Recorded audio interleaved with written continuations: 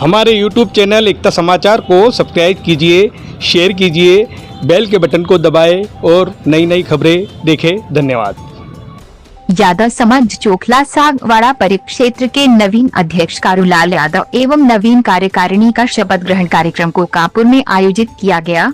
कार्यक्रम के मुख्य अतिथि राज्य मंत्री डॉक्टर शंकर लाल यादव रहे। कार्यक्रम की अध्यक्षता पूर्व जिला शिक्षा अधिकारी गोवर्धन लाल ने की तथा विशिष्ट अतिथि को कानपुर सरपंच आराधना देवी, वरिष्ठ कांग्रेस पदाधिकारी देवीलाल कलाल, मगन लाल, जीवतराम, नाथुलाल, लाल शंकर, प्रताप बलाई, प्रेमचंद, रामलाल आदि रहे। कार्यक्रम में मुख्य अतिथि द्वारा नवनिर्वाचित अध्यक्ष कारूलाल को कानपुर को शपथ दिलाई गई। कार्यक्रम का संचालन मोहनलाल को कानपुर द्वारा किया गया और आभार हरीश यादव द्वारा प्रकट किया गया। कार्यक्रम के दौरान एकता समाचार के बेमिसाल 4 वर्ष पूर्ण कर 5वें वर्ष में प्रवेश करने तथा पल पल की खबरों का निष्पक्ष कवरेज करने पर एकता समाचार हेड शेख राजू भाई का उपरना उड़ाकर सम्मान एवं स्वागत किया गया।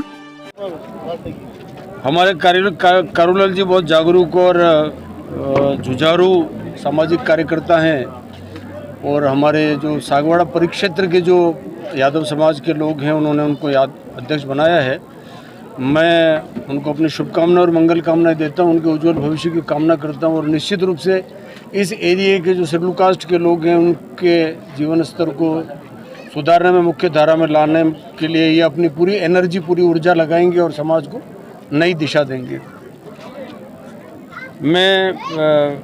आपने कहा वागड़ में स्वागत है, वागड़ का तो मैं वागड़ का ही हूँ। मुझे राजस्थान के माननीय मुख्यमंत्री जी अशोक गहलोत जी ने राजस्थान अनुसूचित जाति वित्त और विकास आयोग का अध्यक्ष बनाया है।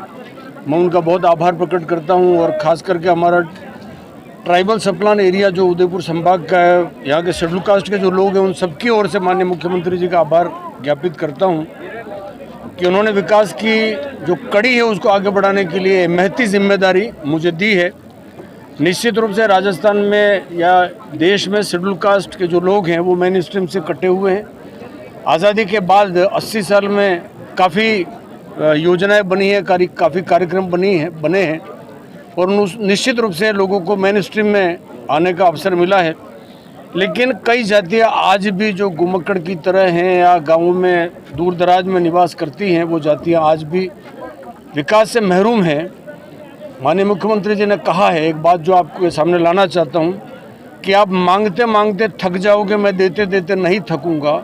उसी अनुरूप मैंने पूरे राजस्थान का एक रोड मैप तैयार किया है और उस रोड मैप के माध्यम से हम आखिरी छोर पर विकास की जो दौड़ है उसमें आखिरी छोर पर जो बैठा हुआ व्यक्ति है, जो विकास के मुख्य धारा से वंचित है, विकास की मुख्य धारा से दूर है, उसको मुख्य धारा में लाने के लिए हम प्रयासरत हैं और उसमें हमारा अनुसूचित जाति वित्त और विकास आयोग है, पूरी ईमानदारी से काम कर रहा है। हमारी जो एजेंसी है, हमारे जो ज़िले में कार्यकर्ता हैं या ज़िले में हमारी टीम है, हम ज़िला कलेक्टरों के माध्यम से, ज़िले के प्रशासनिक अमले के माध्यम से, हम पंचायत राज सिस्टम के माध्यम से उन लोगों को हम खोज रहे हैं जिनको विकास की दरकार है। और हम अशोक गहलोत जी की जो मंशा है, उनके मन में जो भाव है गरीब को ऊपर उठाने का, उस भाव के आधार पर हम उनको मुख्य धारा में लाने के लिए काफ़ी प्रयास कर रहे हैं। और मुझे कहते हुए खुशी है कि जो अनुदान पहले 10,000 मिलता था अभी 50,000 मिलने लगा है और कई नई योजनाएं भी हम लोग बुधवार से जो हमारा पोर्टल खुलेगा और नई योजनाएं भी लॉन्च कर रहे हैं।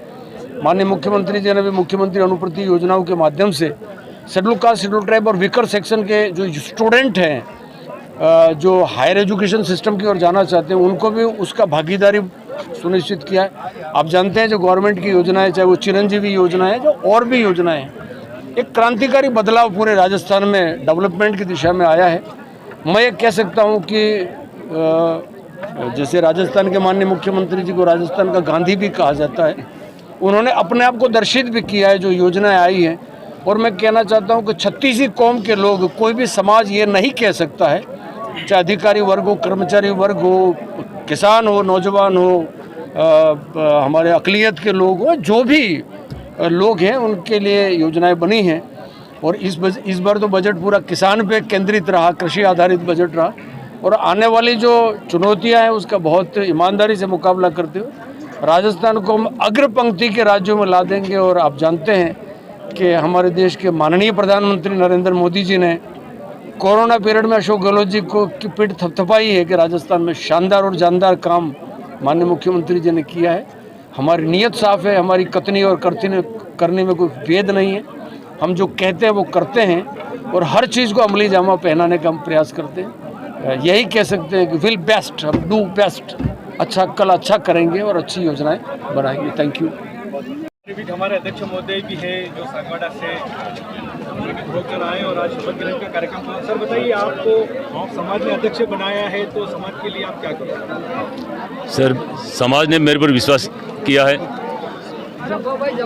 और मैं ये चाहता हूँ कि समाज ने जैसे मेरे पर विश्वास किया है, मैं उनके विश्वास पर खरा उतरूँ और समाज जैसा चाहता है, मान लो ठीक है, हमने मान लो टीम भी बना लें और उसमें कोई परिवर्तन नहीं चाहते हैं तो मिल बैठकर हम उसको सुलझा भी लेंगे।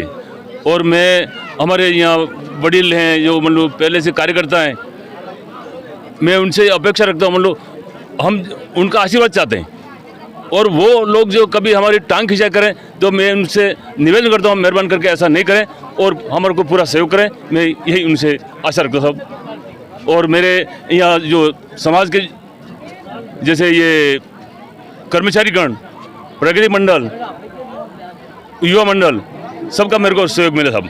और पक्ष विपक्ष यहाँ नहीं रहा, मान लो ये तो समाज का फैसला है और समाज का फैसला सर्वोपरि है और सबको साथ में लेकर के हम इस विकास के दौर में आगे बढ़ेंगे।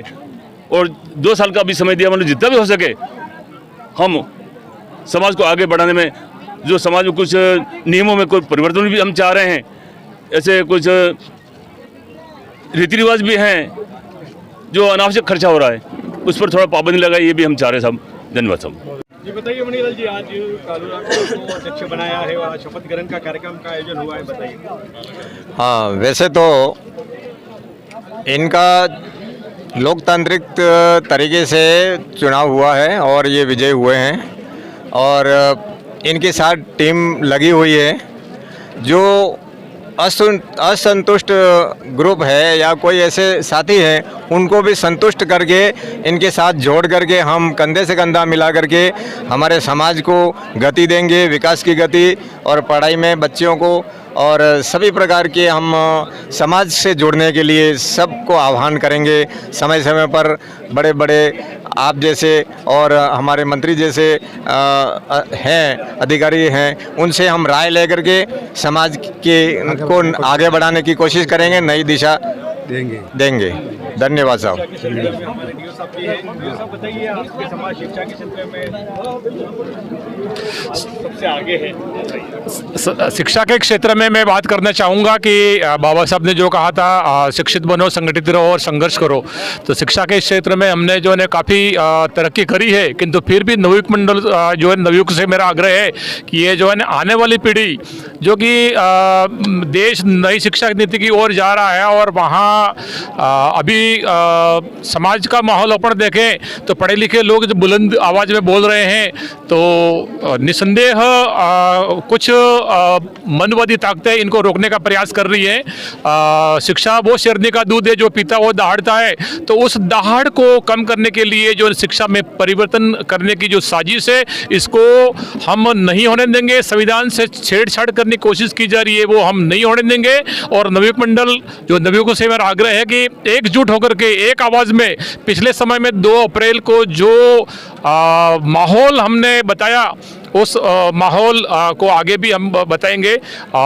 यहाँ हमें जो है ना वो शिक्षा के मामले में ही आगे बढ़ करके और व्यवसाय उन्मुख की जो शिक्षा होनी चाहिए, यही बात मैं यहाँ कहना चाहता हूँ। महोदय से मैं करबद्ध निवेदन करता हूँ कि हमारे शंकर भाई को यहाँ डूंगरपुर में लंबे समय के बाद अनुसूचित जाति को एक पद छोटा मोटा दिया है, उस पद को आगे बढ़ाया जाए और हमारे अनुसूचित जाति का तभी कल्याण हो सकता है।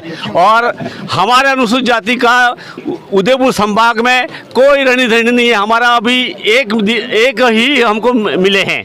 तो ऐसे ही अनुसूचित जाति का जो शोषण हो रहा है, उस शोषण को मुक्त कराया जाए, क्योंकि हम गरीब लोग हैं। आज तक शिक्षा शिक्षा का अभाव ही रहा है। और नई पेंशन योजना आपने जो शुरू की उसके लिए भी आप बधाई के पात्र हैं। और हमारे अनुसूचित जाति को लोगों पर जो शोषण हो रहा है, अत्याचार हो रहा है, उसका निराकरण आप कराने का निवेदन है हमारा। और इसके बाद में पेंशन योजना के साथ साथ हमारे जो 5% रिजर्वेशन कर दिया गया है, जो हम पढ़ लिख कर अब होशियार हुए हैं, उस रिजर्वेशन को 16% करने का मैं श्रीमान मुख्यमंत्री महोदय से करबद्ध निवेदन करता हूं। तभी हमारा अनुसूचित जाति का, ऐसे ही हम अनुसूचित जाति के लोग हैं, आज भी वैसे के वैसे हैं, तो 16% आरक्षण कर दिया जाए तो हमारे बच्चे आगे बढ़ सके। और मुख्यमंत्री जी को पुनः मैं हमारे शंकर भाई को पद दिया, इसके लिए आपका आभार। स्वागत अभिनंदन करना चाहता हूँ कि आपने वास्तव में सागवाड़ा में जो मैं तो आपसे दिल से वास्तव में कि आपने जो धूम मचाई है सागवाड़ा में, एकता समाचार ने, वो कोई नहीं कर सकता है। तो आप आज यहाँ हमारे शंकर जी राज्य मंत्री यहाँ पर आए और आज कालूराम जी हमारे शपथ ग्रहण समारोह हुआ और डूंगरपुर बांसवाड़ा और उदयपुर से भी लोग यहाँ में, इनका भी तहे दिल से स्वागत। और हमारी जो वाजिब मांग है वो वाजिब मांग हमारे शंकर जी ने भी रखी है। और हम जो आज जो हमारे जो आरक्षण, अभी ललित जी ने कहा कि आरक्षण 16% था, तो वो सब पढ़े लिखे नहीं थे, उस वक्त हमें 16% मिलता था। आज हम पढ़ लिख के होशियार हुए, आज हम पढ़ने के तैयार, हम काबिल हुए, तो हमारे से रोटी हम खाने लायक हुए, तो रोटी हमारे से छीन ली गई है। इसलिए हमने जयपुर, जोधपुर और राज्य के जितने भी मंत्री हैं, केंद्र के मंत्री, उनसे भी संपर्क किया है।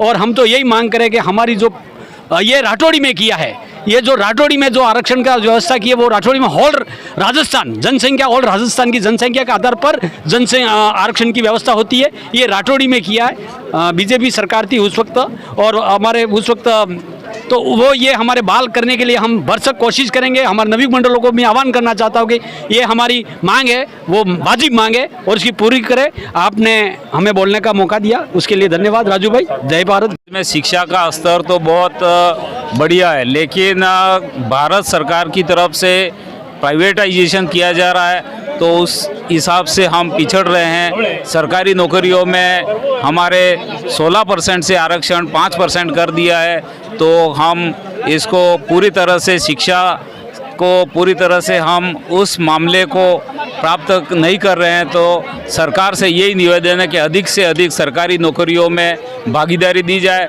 ताकि समाज है वह अपनी उत्तरोत्तर तरक्की करे। गलियाकोट चौखले की मैं बात करूं तो हमारे समाज में शिक्षा का स्तर होते हुए और ज़्यादा 262 कर्मचारी नौकरी कर रहे हैं, इसमें 20 तो डॉक्टर हैं, इंजीनियर और अधिकारी भी यहाँ हुए हैं। इसलिए मैं सरकार से ये कहना चाहता हूँ कि प्राइवेटाइजेशन को बंद किया जाए और सरकारी नौकरियों का विकल्प खुला रखे, ताकि हमारे लोग हैं वो आगे आकर रोजगार प्राप्त कर सके और समाज की तरक्की कर सके। मैं इतना ही कहकर